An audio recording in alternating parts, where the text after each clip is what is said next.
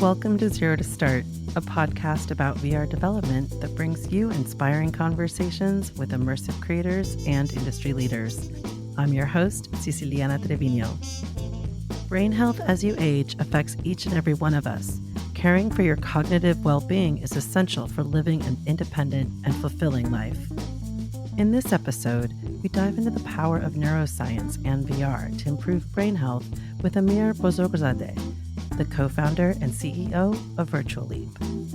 Virtuleap's enhanced VR app is a fun and immersive workout for your brain, featuring games like Magic Deck, Memory Wall, and more that help keep you and your mind sharp and healthy at any age. You can download Enhanced VR from SideQuest, and a few of the games are also available in Alcove VR. See the show notes for the links to download Enhanced VR free. On today's show, we also talk about how embodiment in VR is driving clinical research in treating conditions like ADHD and Long Covid, data collection and safety ethics, and how AI can deliver powerful insights that can improve health outcomes. Amir, welcome to Zero to Start. Thanks for joining me today. Super thrilled to be on board. Thanks for having me. Before we talk about your work in VR and cognitive health, I was curious about your first mobile game that you created through your company, Game Guys. Sure. I grew up in Vancouver, but then after university and a couple of years at work, I relocated to the Middle East, in Dubai specifically, and my heritage is in Persia. And we were a games publisher, but we also got into development. And my first project was the social heritage oriented from the point of view of taking a long lost, to Western society, a long lost poet known as Ferdowsi, and then take his 1,000-year-old epic poem called the Shahnameh, or in English, the Epic of the Kings. And we brought it into a mobile strategy game to bring back that legendary book into public awareness with a new generation. It really is like the Iranian version of the Odyssey, really grand epic tales with our own version of a Hercules. So it was fun to research. It was fun to collaborate with game developers, and it was really fulfilling to bring it into the world again. What surprised you about going from game publishing to game development? When it comes to games of this orientation or the purpose of it, I would have preferred to have, a few $100 million of budget to do it justice, for the art and the music and all these types of things that growing up with Hollywood and AAA game titles, you can see a vision given justice in how it manifests. When you're an indie developer and you're trying to create it in a certain way, and the challenges are unfortunately that you're taking that first project, which is so important to you, but it's also your first project where it suffers all your first mistakes. There's a lot of people who maybe have more of a linear career. They say their purpose is X, and it just goes down the path of Y. And my career has never been anything like that. It's really been zigzags and perhaps I don't know if it would call it a recklessness or a fear of missing out on this one life that I have. So I keep on changing and trying to change paths, going from one career to the other and seeing if I can just go through it first time without the history and background and the network and accomplish something simply by vision alone. And I suppose when you do that in this way, the world is so complicated and technology is so nuanced that it does humble you in the process. And at least I take some of those lessons and take the next venture with more humility, going into it. How did that eventually lead you to virtual reality? What was your first aha moment with VR? With VR, it's this first digital format that is literally embodied to begin with. It's the first digital format that, in our conception of it, it's the first one that actually engages our biochemistry, that hijacks our autonomic nervous system, that can be used for healthcare applications like treating PTSD and phobias, and of course for learning applications, transcending space and time. It's all that amazing concept stuff, abstract stuff, but it's also been used by clinics for so long. And I've had a phobia of heights, a vertigo, since I can remember. And I had started to learn about the applications of exposure therapy using VR, and that was my entrance. I learned about it. I wanted to get nearer to it. And my roundabout way of getting into the space was to start writing for VentureBeat and TechCrunch on the topic of VR for about 3 years before I got a sense of where virtual reality is a nice to have and where it's a critical application, where it does something that no screen-based device that you're simply tapping with your fingers and thumbs on, where your nonverbal side of the human condition isn't engaged, doesn't understand what's going on, that when you put a VR headset on and your visual sense is seeing a different reality, we're not designed to live in two realities. And so all sorts of weird things start to happen, like your pain receptors and your brain start dampening. And it's so mind-blowing that I think 2.5 years ago, the FDA created a category dedicated to VR called medical extended reality. And that's because the first application of VR that is like undisputably for sure this is a breakthrough, it's in managing pain, chronic pain, in actually serving as an alternative to pain medication. You would use a VR experience that is more or less, like I say, we're not designed to live in two visual realities at the same time. And so for whatever reason, our sense of sight is like a master sense. And if you show that sense a different reality, all the other senses kind of just fall into a chord or get into some stupor. And that's, I think, the way it kind of works, but it's sufficiently effective and potent in being used in a hospital setting that it was given. I mean, it's the first application that has been given FDA approvals for VR. It's really like the one that is like, yes, where virtual reality is a critical use case, and that it's either in healthcare or education. And typically when I say healthcare and education, sometimes the application can be both. And especially what Virtuleap in its current manifestation is really an intersection right between education applications, training applications, as well as healthcare. And the essence of the company is about unlocking the neurosciences with virtual reality because of that embodiment, because of that hijacking of the autonomic nervous system and the vestibular balance system and our proprioception. We are able to engage our cognition in a way that is not so limited. We have created our first product, released about 1.5 years ago, called Enhanced VR. It's a library of VR cognitive exercises. We call them games, but they're exercises that test and train a range of cognitive abilities like your memory and problem solving and information processing, but also your motor control, your spatial orientation, your spatial audio awareness. It can be used for monitoring your cognitive fitness, your cognitive performance. It could be used potentially as a therapeutic in the case of ADHD, for example, and many cases like it. It's really an application where VR does it beyond the restrictions that any other device that doesn't engage your whole body would be able to do. Enhanced VR is available now on SideQuest, and you can play a few games in Alco VR. What's the impact been so far? The impact, it's been early days. We did an initial pilot for a month with 26 individuals with ADHD. We found that playing our games regularly increased processing speed. It didn't show an impact on working memory, and it's particularly because the study needs to be longer to show that. But it's a really promising first start in showing efficacy when it comes to a cognitive disorder or learning challenge like ADHD. And if it has therapeutic value for ADHD, then it means it can be therapeutic for long COVID. For 70% of people who undergo chemotherapy, they get what we call chemo brain.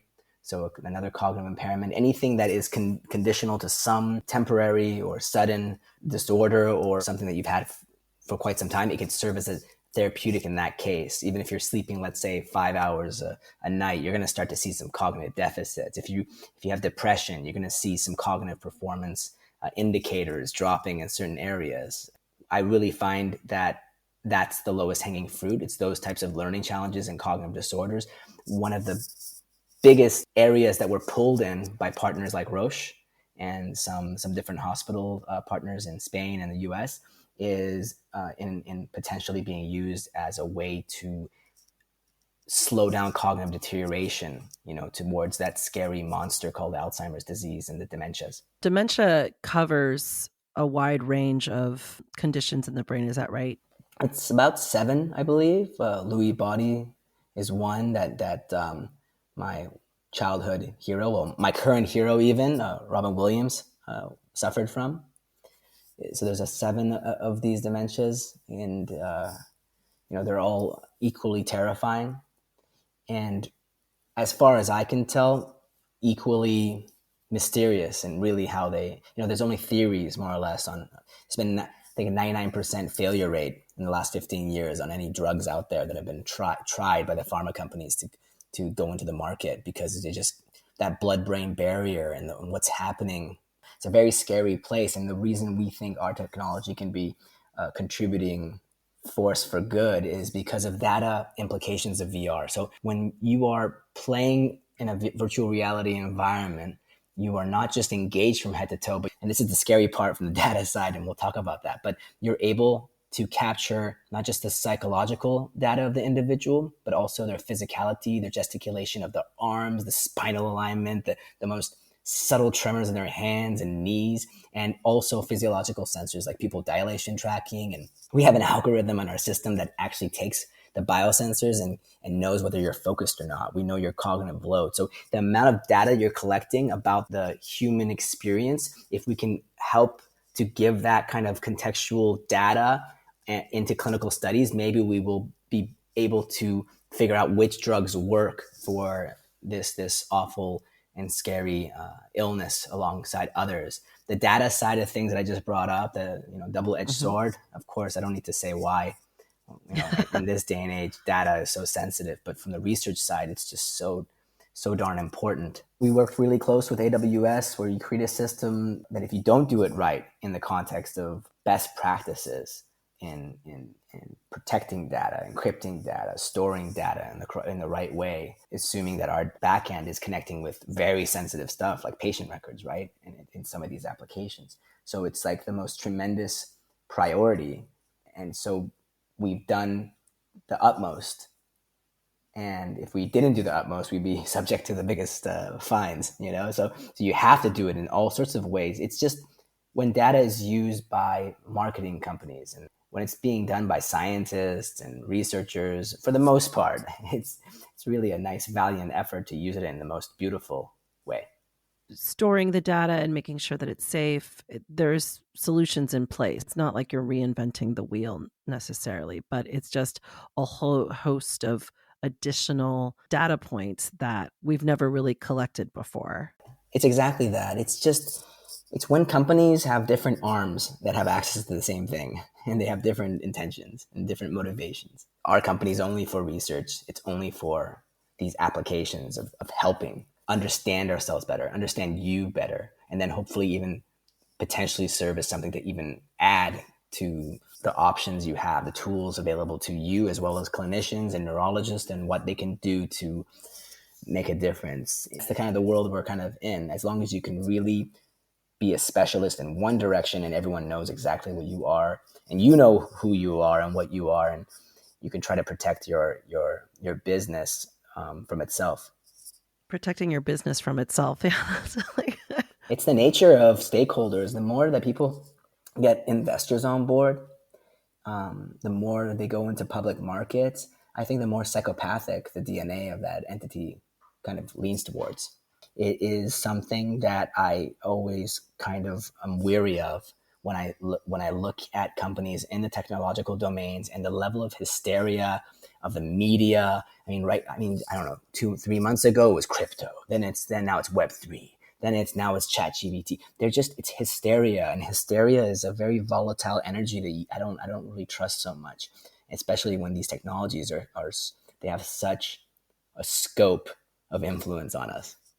It kind of goes back to your point about being humble by the enormity of what you're engaged in and the risks involved. When you're creating a company around social impact and digital therapeutics, like you said, there's these other external forces that can come in. These are some of the challenges that you have to balance as a creator and being in technology. And it depends who you are. Like or what you want. Like I start my day with a certain ritual of reading, materials like Carl Jung and psychoanalysis and things that can try to untangle my mess of a psychology and try to, get a firm grip of who I am and what I am and somehow see my motivations beyond the superficial, because often I feel that we are walking and talking and doing deeds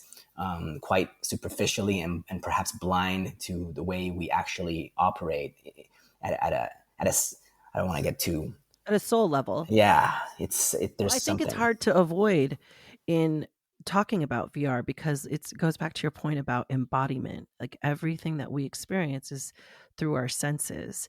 And then you have this technology that hijacks that. You become much more aware of that sense of what is a soul. Yeah, absolutely. You know, with virtual reality, certain when you're doing a lie detector test, and if you ever have, I haven't, but I'm just saying, we know about it, and for some reason, there's a part of a person that will say something in a different direction than the ego of that person wants. Right? It's kind of weird, like that no one really Consciousness and in subconsciousness. some kind of visceral consciousness even, right? Or wherever that answer is coming from, there's multiple layers of consciousness, and some of them are, like you say, subconscious or embodied. I don't know the words for it. We don't have any clue what they're going to call these things in 80 years from now. They'll probably look at us as quite elementary, even though we think we're so sophisticated in our approach and understanding, right? But the value of humility and going towards these things in a humble way is that these technologies, like my technology, could cure a phobia, but it could also create one. And we're in those early days where we don't really know the difference, where there's not enough research. So, in VR, I suppose there's just a lot more sensitivity towards going back to first principles on it, double and triple checking what might harm the user, what might make them uncomfortable. Can we, all our games have colorblind settings. All our games are oriented to adapt, whether you're sitting or standing or in a wheelchair. These are elements that you would not put into your roadmap of developing games on a smartphone. Definitely safety, comfort, accessibility are essential in these tools from the ground up. What are some of the other challenges that you've encountered along the way? One challenge is that we want to be agnostically applicable across a variety of therapeutic areas, from cognitive illnesses to traumatic brain injury to ADHD to general cognitive health that appeals to a healthy individual in their, prime. And so, for example, we just did a pilot in Kyoto, Japan, with the Kyoto City Council wanted us to run this pilot with an older adult population, part of a nursing home, and the people were 80s and 90s, getting hospitalized during the pilot we were running with them. It's just one of the challenges has really been that we can be applied cross generationally, but there are some limits in some areas that you do need to splinter out. You can't keep one solution for all. Ultimately, there's some situations and use cases and demographics that you have to take into account and splinter off a more niche product, something more catering to that sensitive population. The headsets need to get lighter. Those remotes need to disappear and allow hand tracking, hand inputs. There's so many things that are about to happen. The next MetaQuest headset's going to be half the weight.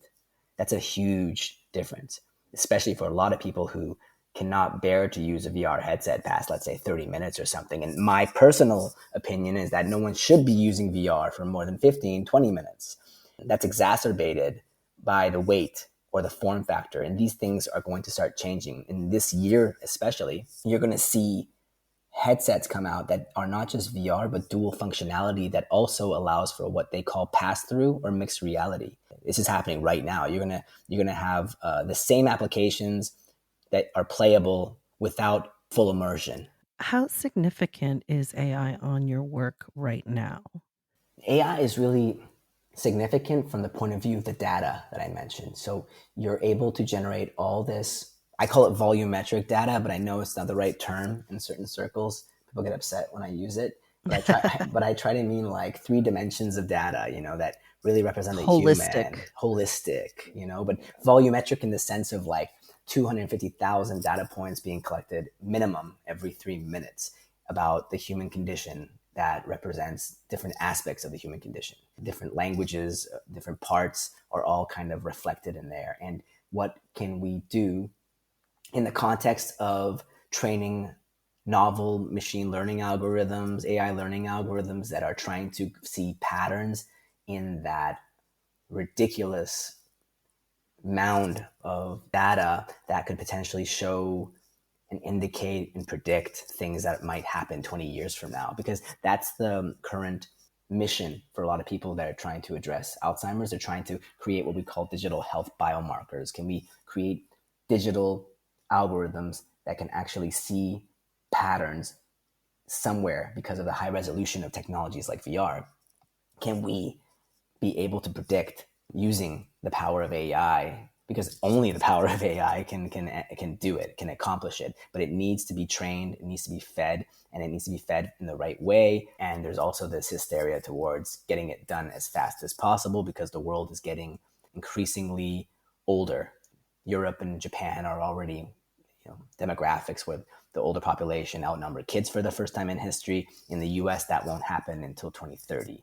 So there's a little bit more, I guess, procrastination to some extent in the Western markets. But there is still a very deep need to do that, to create these digital health biomarkers. So the AI side is really from my focus. That is my 100% priority of how to create that database of human cognitive data, and how do we use AI to give us insights that were never possible before. I want technology to serve us if we can do it. We are working with the VA healthcare system in San Francisco with a team at the CSF, the Addiction Research Group.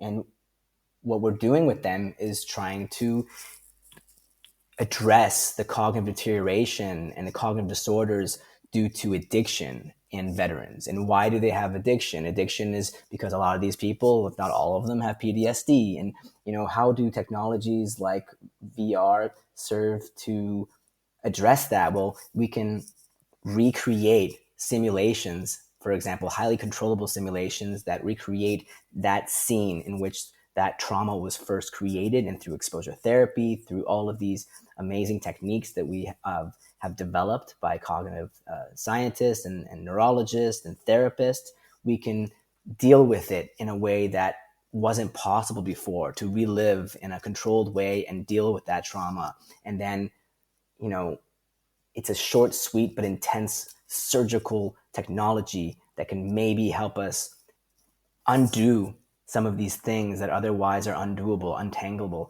It's a technology that I want to be used to make us normative, to bring us back to our optimum. I'm not interested in technology making us into superhumans.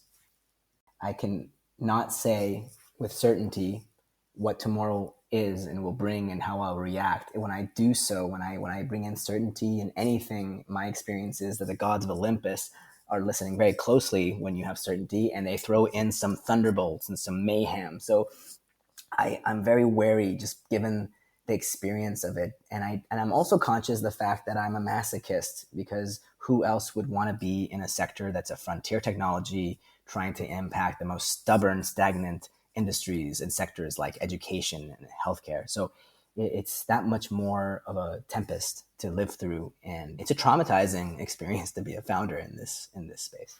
I'm very wary of how the media paints the picture. They won't include certain aspects, they'll highlight others. I noticed like in 2017, when we were really getting going with the startup, they were saying that VR is dead, and they were just they joined together to say the same stuff, and they hype it up, and They just don't care to show what's happening in universities and hospitals at that exact same time. They didn't care about hunting for the stories to see what else is happening on the social impact front and what amazing things are about to come in the next 5 years. They don't care about that. And so the general population just follows what these mainstream, I'm not trying to say the fake news things at all, not that at all, but it's the zeitgeist. It's the zeitgeist. Yes, that's the word. So that brings me to, what advice do you have for researchers and students or game developers who are curious about the field of neuroscience and VR? I'm in a good mood-ish at the moment. So I would say, if this really is the area that you want to be in, if it is very serious to you, that you really love it, it fascinates you that much, then focus on small steps, small prototypes that you can then apply for non-dilutive grants, the research grants, government grants. Go the grant way and prepare that in that direction. Because at the moment, at least, especially with the current economy as it is right now, even less attention and money and support is going towards solutions that aren't going to make money ASAP.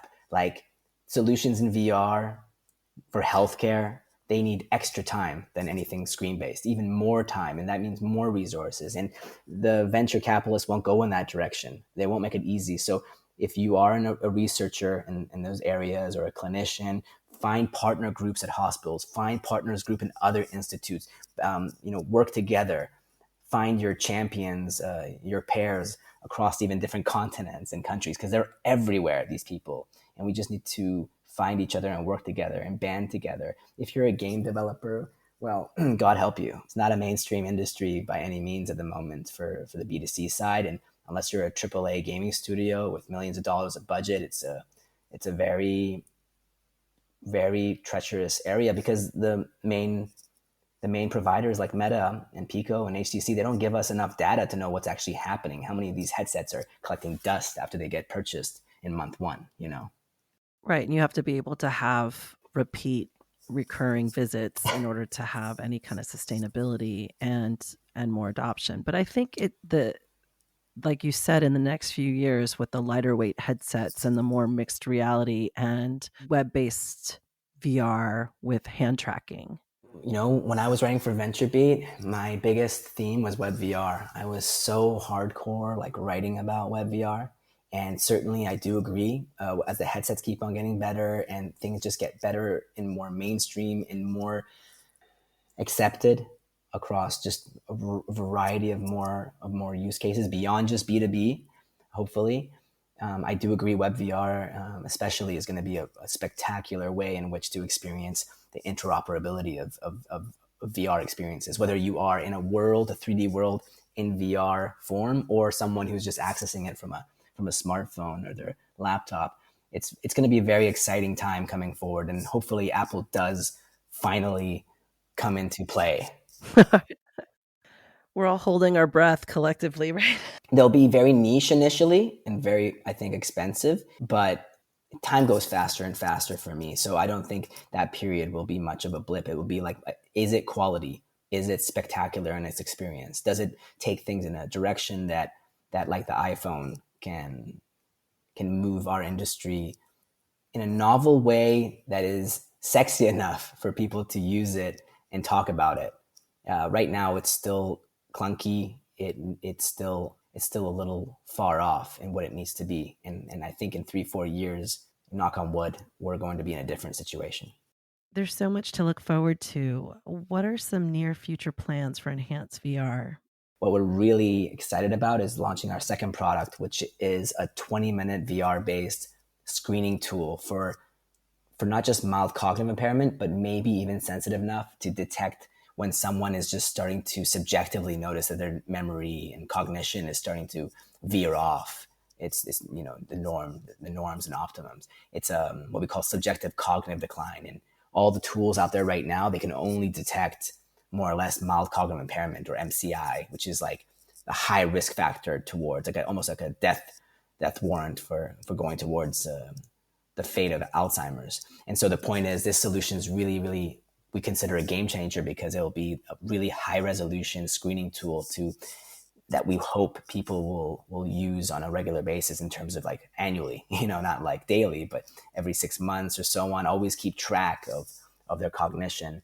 We think there's a real missing part of the industry for that, a big need for it, because otherwise, I think in the US, it costs like $7,000 to go to an MRI sometimes, they're so inaccessible. And we're trying to make that kind of screening tool democratize access to it. So you would be able to take this kind of screening at home versus going in to schedule for an expensive MRI? Absolutely, in the sense of not replacing the MRI, but serving as a more accessible prompt that if it detects something there, you are heading over to see a specialist, as you should be.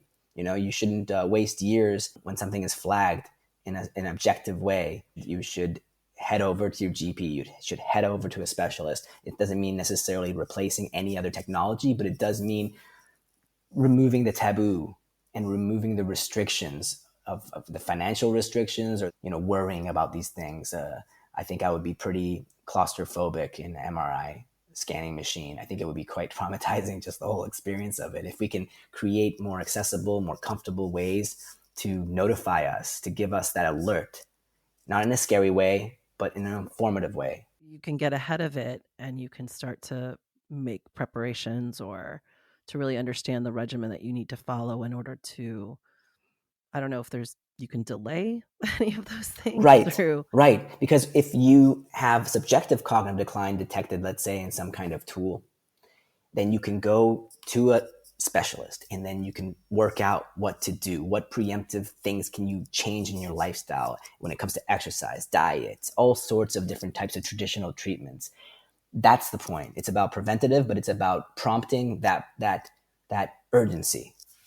And that necessity to change. Absolutely. I know people are capable of the most beautiful changes in their life if they can be given the right context and empowerment to do it. It's something that I feel very passionate about, but at the same time, how could I not when it's like my day-to-day, every day, all day? It's everything I eat and breathe and live and speak to experts in the field from Stanford to UCLA who have been working on it since the 90s. It's a lot of miraculous things have been happening and wanting to happen. And hopefully right now is the time that they can all come together.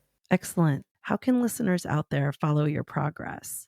If anyone wants to connect with me, I am an absolute hardcore user of LinkedIn. You just have to send me an invite there, and it's Amir Bozorgzadeh, Virtuleap. Add me and I will add you back. You can email me at amir@virtuleap.com. If you're a clinic, if you're a hospital, if you're someone in the field of academics, or anyone who wants to do potential research with us, that is something we love more than anything. So please reach out specifically if you have something in mind there or just simply want to explore. We're very open source in all of this. Thanks so much for the inspiring conversation about using VR for improving brain health. That was great. Be sure to check out the show notes for links to download Enhance VR free. You can support Zero to Start by subscribing on Apple Podcasts, Spotify, Google Podcasts, and YouTube. Give us a rating and share this episode with people who want to learn more about breaking into VR. Until next time, happy installing.